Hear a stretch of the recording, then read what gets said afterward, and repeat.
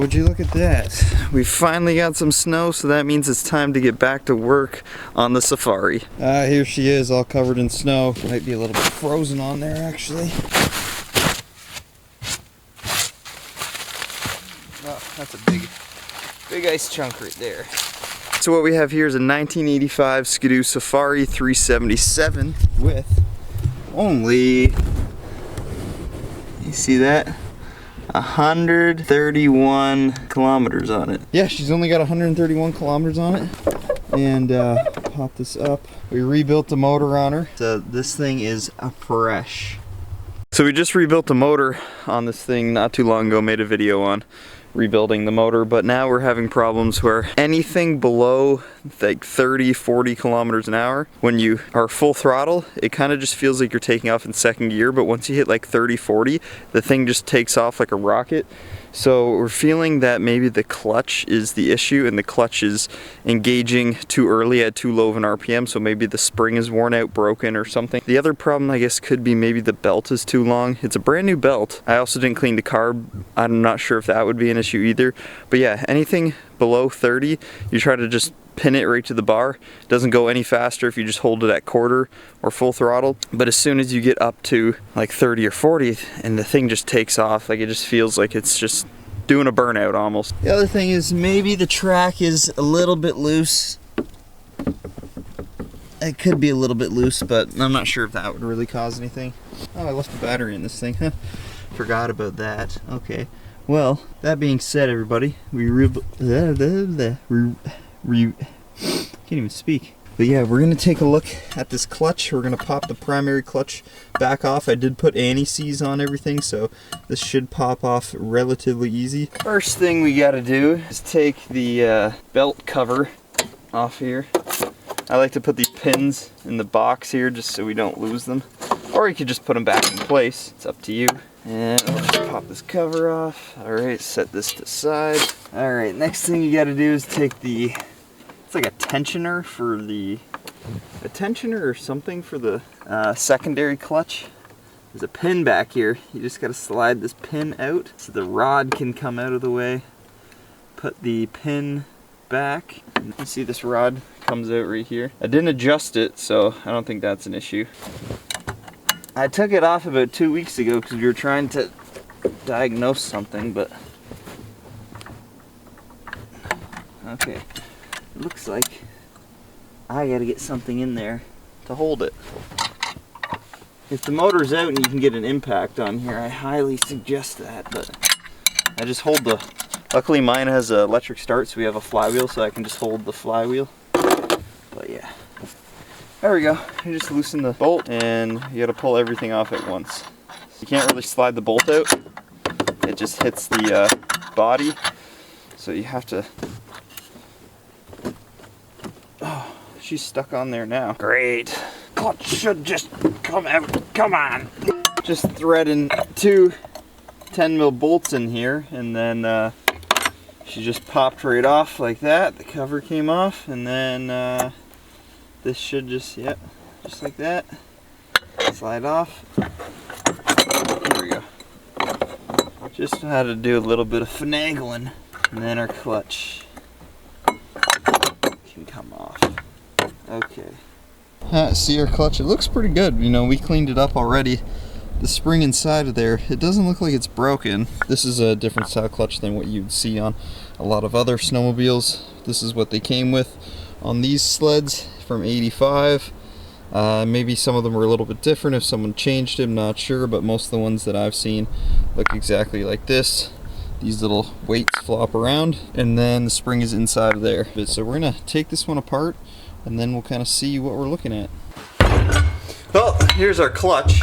There's a little bit of water in there. I forgot that I had a little bit of snow. A little bit of snow was in there. Anyway, try this up quick. Alright, so what we got to do is we have over here, we have the same style clutch that we already took apart. We have the spring out of this one, so we kind of have a baseline of what the spring should sort of look like, I'm guessing. We don't know if this clutch did work or not, but we just know this is what the spring looks like. So we're going to go ahead, disassemble this clutch here, it's actually fairly simple to do. Just be careful because this centerpiece right here with the weights is under spring tension. So this thing here, as soon as you undo these 2 bolts on the side, it's gonna wanna pop up, and if it doesn't, you either have to pry it up or you might have to use some heat. So with that being said, let's go ahead and figure out what size we need to pop this off.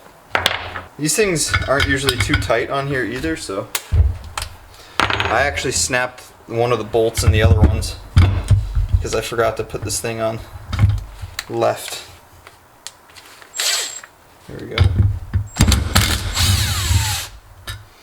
There's one bolt.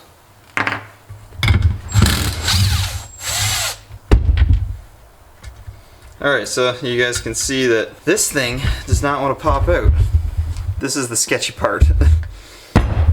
So, safety glasses, mandatory. Can't even see out of these ones, hold on. Alright, good to go. Got some safety glasses on. This thing's under spring pressure, be careful. I'm gonna put my hand on here. See if I can pry this up a little bit.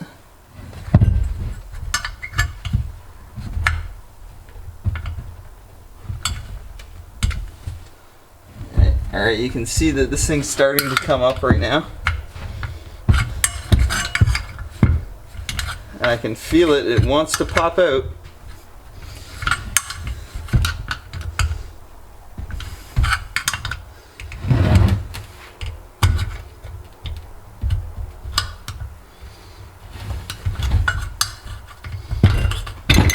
There we go. Okay. Luckily we didn't have to put heat to this one to get it out. And there we go. So like I said before, we already lubed up all these. These weren't moving very freely. Neither was these. So you just take them out, put some grease on them. Basically the same as like doing a brake calipers, slide pins, same sort of deal. Okay. Now, this is where the disappointment happens, because we've got 2 springs, and by looking at them, the one that we just took out is actually taller than the other one. If we line up the 2 springs, this is the previous spring we took out, this is the one we just took out of the clutch that was on my snowmobile, but this one feels like it might be a little bit stiffer. I'm not sure how to judge it, but just by pressing down. Down here we have 2 other engines with different style clutches, but they are not square shaft, and these also are older motors, so we have to use a different clutch tool to remove these clutches, so I can't really just swap out these clutches. But they came with these style springs, which are much shorter than the ones that we have, and much softer. So interesting what we're going to do here. Might be able to conjoin, is that a word? Conjoin these springs to make one that will work. Now what do you guys think about this? We put one of those springs inside of the other spring, therefore making it a little bit stiffer. So if we pop this all back in, bolt it down, this clutch would be really stiff. Now I'm thinking maybe I'll give it a try, but I don't want to waste my time taking this clutch apart, put it back together with these 2, and then have this not work and then have to put 2 back together. Because now I'm wondering if I put 2 springs like this, maybe it'll rev out really high before it takes off, which will then have amazing acceleration, or too high of RPM before acceleration. Alright, so here's the plan. I've got 2 square shaft clutches here, and you can see we got one right here, and we've got one right here. This one is just more apart. I have the other pieces over there. We'll get this thing cleaned up. The problem is we snapped off a bolt right there, so I'm going to go ahead and try to extract this. If I can get this bolt out of here, then what I'll do is I'll make 2 clutches, one with the original spring, this soft spring, and one with the modified version putting 2 springs together. Alright, that nut will fit on there pretty good.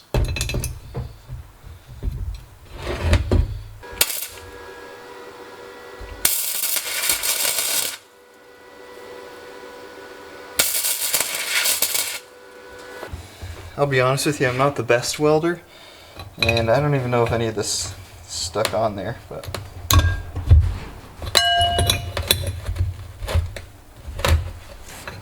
it's turning.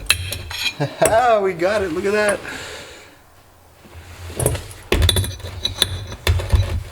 Alright, so we got some sandpaper, some Scotch-Brite here, and we need to clean up the inside of here. It's a little rusty. And I figured we'll build the 2-spring clutch first, and then we'll build the single spring clutch after. This might work, might not, but everything I do is an experiment, so we're gonna test everything, see if this is possible. This might just take a little bit. It's coming off though, look how shiny that is. Okay, we got this thing cleaned up. Take a look inside of there. Boom, all shiny. We got this thing all cleaned up, and now you can see that these slide in here pretty easily, just like that. And what we'll do is when we put the whole thing together, is put some anti-seize on this thing. But the time has come. The time has come, my friends, that we are going to install not one. Well, let's make sure we got the right spring. Yep. Not one, but 2 springs into this here clutch. Maybe this will make it like a race clutch, and we'll have a race sled on our hands. So there we go. It's right. We got 2 springs in here. People do this all the time with boosted cars. You put 2 springs in the is it the wastegate or the, I don't know, one of the two. But you put 2 springs in it so that you have more spring pressure. Basically, say one spring is 10 pound, another spring is 5 pound, now you have 15 pounds. Okay, what we're gonna do is take some anti-seize and just put some anti-seize on the inside of here. This way, when we have to go take it back apart, everything's got anti-seize on it. Alright, we'll put a little bit on this thing too. Alright, we're gonna install this now.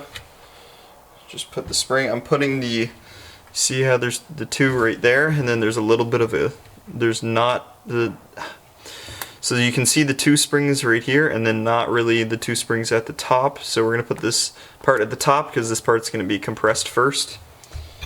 So we'll just slip that down like that, and now all we got to do is put this thing on there, which this might be a little bit difficult to do by myself. We're going to find out here in a second.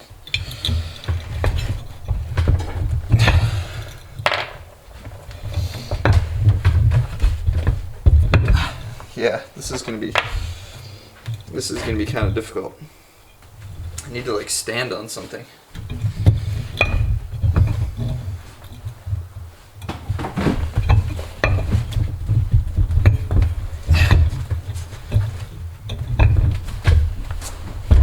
Oh, geez, this is going to be hard. Somewhat okay, but we're just going to take a wire wheel to everything.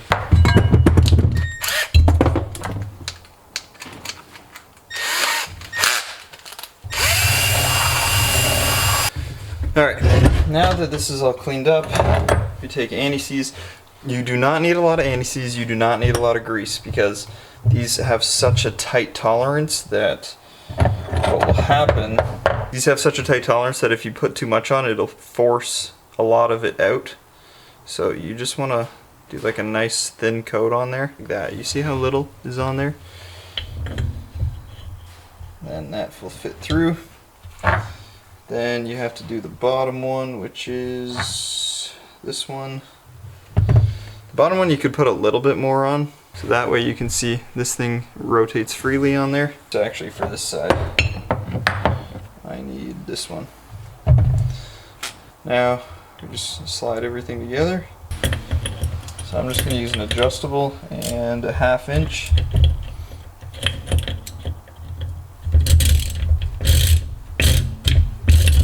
Should be able to tighten it fairly decently, and this wooden ball, which is the weight, should be able to move freely. And just like that, we have a fully rebuilt clutch. We just have to throw the cover back on top of it like that. But I went ahead and got this side all cleaned up. There's a couple nicks in this primary clutch, but what I did is I used 600 grit sandpaper and then just the red Scotch-Brite like that. So I'm going to do the same thing to this one here, because it shouldn't be looking like that. It should look more like this. So this one's good. This is the 2-spring clutch, and you see everything works good, everything moves good again, and now we just have to figure out how to make this spring longer. So all we have here is the 2-spring clutch. So we got that all cleaned up. There's still some marks in here, and then we have the 1-spring clutch, which is the original clutch. We tried to pull the spring out a little bit. I think I maybe stretched it just a hair. And the 2-spring clutch, we're gonna try it the 2-spring first, see if maybe we can get some RPMage out of it and get a little bit better acceleration. And if this doesn't work and the RPMs are too high before it engages, well, we'll just switch over to this one here. Well, it is nice and cold today, so it's a perfect day to install a clutch on the Safari here. Here is our 2-spring clutch, and we are going to install it on the sled here.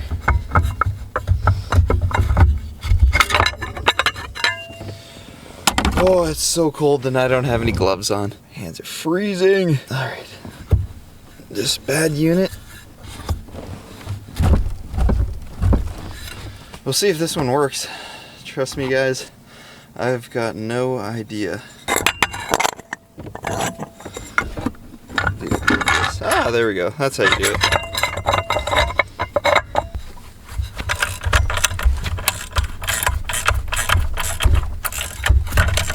Alright, before we go any further, I just got the belt on, but this is the reason why I'm thinking maybe it's the secondary. Look at how low the belt is sitting in the secondary without the motor even running. So that thing there is going to want to go down way more. Is the belt possibly too tight? Now, I know this is no precise measuring tactic, but if we have a look here, okay, there we go, they're even at the top, and this other one is a little bit longer, this other old belt that I have. So the question is, what is going on here? This is the longer belt. It says Dayco HP 330/23 453 A6, whatever that means. And this one says Dayco, what does that say? Sorry, the sun is giving me terrible shadows right now. Dayco 1108. But I'm pretty sure this is an older belt. This belt was the old one that was on there, I think. And what is this one? This is 30/23 also. This is interesting. So I'm gonna pull this one off and see if it's the same length as this one, which I think it is. That's confusing. It's confusing me now. Now, just for shits and giggles, I threw on the old belt, the oldest belt that was on here before the motor blew up the first time. So I guess this was a new belt, but it's technically old. You can see how much it is also sitting down in the secondary. I don't think it should be sitting down that low. I'm pretty sure it should be sitting up a little bit higher on here. This thing is not ran in a couple weeks. I'm not even sure if the battery's dead. I'll give it 2 pumps like that and see.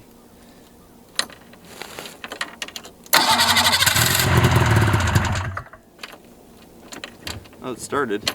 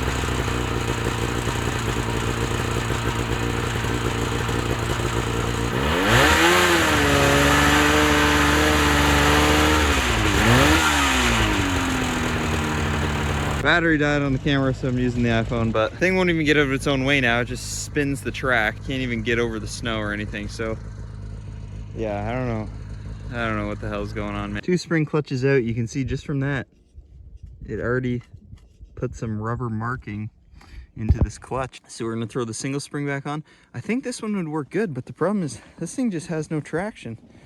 And it won't, it's like it's stuck. As soon as you give it any throttle, track just starts spinning. Front doesn't go anywhere. Even when I tried to sit on it, it didn't want to move. So I'm gonna put the single back in. Single spring clutch installed. Let's see if that fixes it.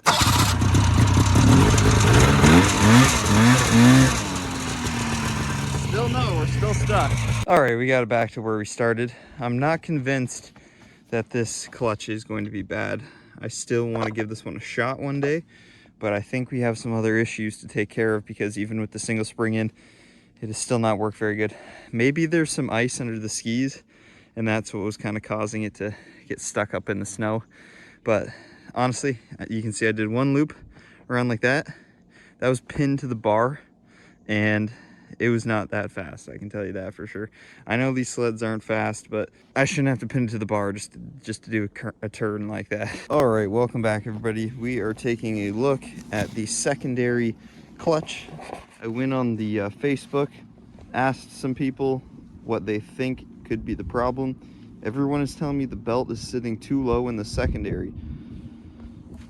To me, there's nothing wrong with this secondary. I went ahead, I cleaned up all these little, the sliders there, cleaned all those up. I just put some oil on them to make sure they work. I cannot physically pull this secondary any closer together. And from what I've done research on, you can't adjust these clutches like you can on a newer snowmobile.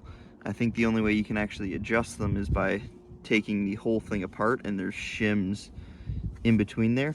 But the thing is, I don't believe anyone's ever touched this clutch before. Day 12 of working on this setup. Now, I was saying, we got the track on the ground, but saying that we might have a belt issue. I'm kind of leaning towards right now the belt might be too tight. If I go backwards, you know, this takes quite a lot of force, and you can see I can barely even turn it. And if I try to go forward, yeah, I can't even pull it forward right now, the belt. And that could either be the belt is too tight, or we are having a secondary spring tension is not there. All right, just got the belt rotated back around to the top. If I pull on the belt this way, is the clutch going to open? Maybe it does on the slightest. So it's either possibly this spring tension is off, which you actually can adjust the spring tension. You have to move the spring over 1 slot, or the belt is too tight. When I'm looking at all these manuals and stuff, they say you can actually tighten the spring by turning or by moving this slot where it goes in here to this hole over here, and that will give you more spring pressure on the secondary. They say you have to take the whole spring apart to do that. Or my other thing is this belt is possibly too tight, because I'm pretty sure it should be able to rotate somewhat freely in this, because if it's not, then my thought is it's engaging too fast and it's trying to pull down on the secondary too quickly. I just had one of the worst experiences ever. I accidentally popped out the spring down here and I couldn't get it back in the hole, and now my hands are covered in this greasy stuff. If you guys know this stuff, it takes so long to wash off your hands. Cut open my hand a few times. This is like doing a drum brake job on steroids because of how much spring pressure there is, but I was able to get it back into this hole. Anyway, we're gonna see if we can maybe put this whole thing back together now.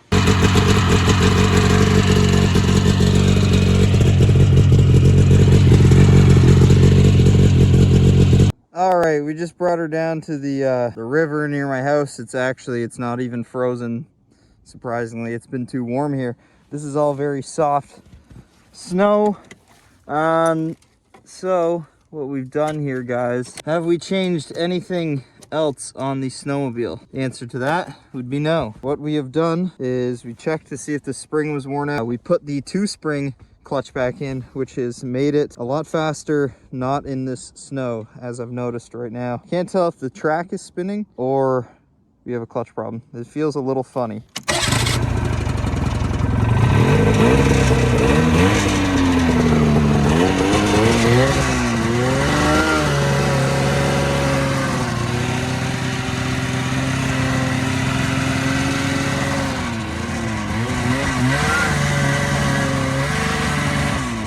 See how slow that acceleration is?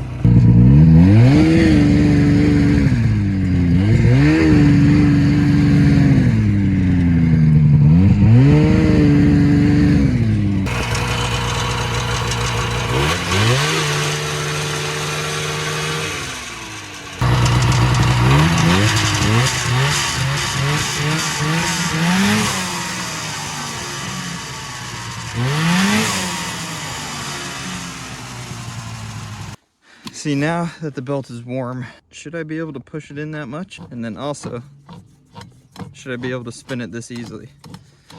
So the question is this belt need to be tightened? Okay, we were just tightening the belt.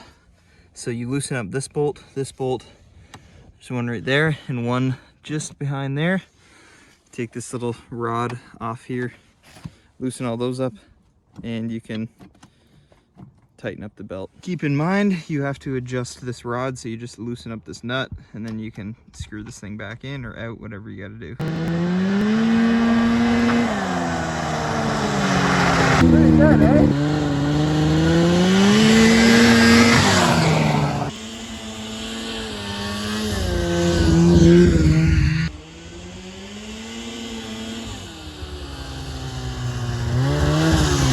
That is going to be the end of today's video, getting the Safari fixed up. In conclusion, the secondary was not the problem, it was the primary. Getting the proper belt and having proper belt tension was able to fix that problem of taking off in second gear. And now the thing actually pulled the front skis off the ground for the first time ever since we've had this snowmobile. I've never seen it do that. I guess it helps it being on the road. It had a lot more traction because once it's in the snow, the track only has like the things that stick down are only like this tall, so there's not really a lot of traction in the snow. But on the road it pulled the skis, never seen it do that, and it's honestly the fastest I've ever seen this snowmobile now. It's got basically a brand new motor, everything seems to work pretty good, and yeah, thanks for watching today's video, hope you guys enjoyed, see you next time.